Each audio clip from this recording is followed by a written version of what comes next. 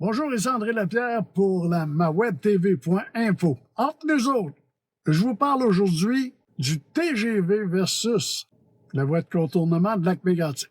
Mais on va y aller par petites capsules tous les jours. Et aujourd'hui, je vous parle du TGV et de l'annonce versus les médias. Vous savez, à mon avis, Marc Carné est possiblement le plus grand artificier que le Canada ait connu. Ce gars-là nous fait faire des gros feux d'artifice, plein de couleurs, et on voit tous les gens qui sont « Oh, que c'est beau! Oh, que c'est beau! » Mais à un moment donné, ça s'éteint et ça se réalise pas, là. Tu veux dire, ton rêve, là, c'est tout bad, fini. Et comment je pourrais dire, donc? Quand le gouvernement fédéral annonce quelque chose, c'est comme si il déposait un gros tas de fumier sur une terre et que nos médias comme LCN ou RDI, faisaient l'épandage, toujours avec une petite saveur partisane, que ce soit pour un ou pour l'autre. Parce que vous savez que les chroniqueurs de ces émissions-là, habituellement, à 80%, sont soit d'anciens agents de communication, des attachés politiques, ou encore même des ex-ministres. Quand on pense à Barrette, qui est l'ancien ministre de la Santé, qui a tout centralisé, qui est rendu commentateur à LCN, à la Joute, pour nous expliquer comment c'est que ça fonctionne dans la vie. Ils nous prennent pour des caves, là, à peu près, là. Fait que, quand on regarde ça, le TGV, cette semaine, on écoutait nos médias, puis ils disaient « Ah, déchirait le chemise, ça avait pas d'allure, ça allait créer 50 000 emplois, ça allait donner 5 000 emplois permanents après. » Bon, juste vous expliquer quelque chose. Là. Mélanie Joly disait « Oui, comment ça se fait qu'en Europe, en France, ils ont un TGV, puis au Québec, on pourra pas en avoir un? » Mais on va t'expliquer quelque chose, madame. En France, il y a 68 millions de personnes. Dans l'Union européenne au complet, là, il y a 453 millions de personnes. Au Québec, Ottawa, 25 millions.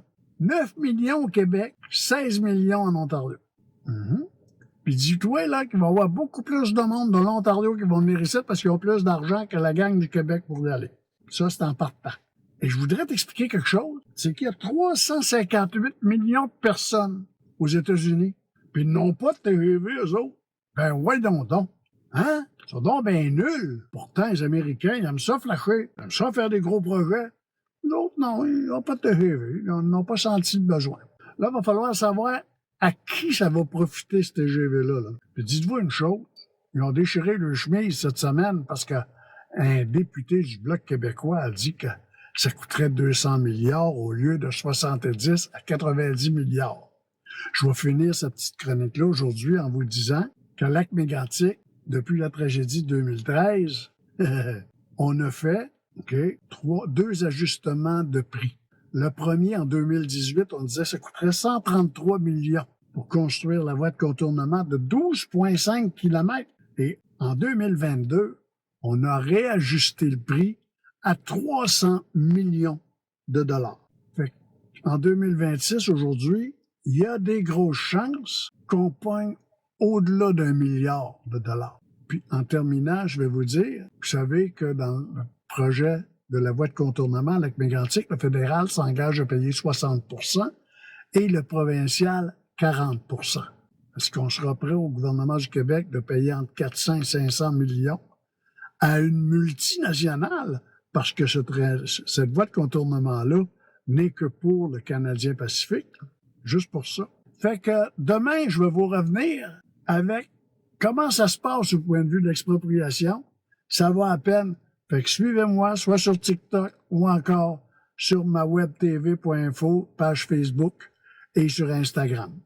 Là-dessus, je vous souhaite une bonne journée. À demain.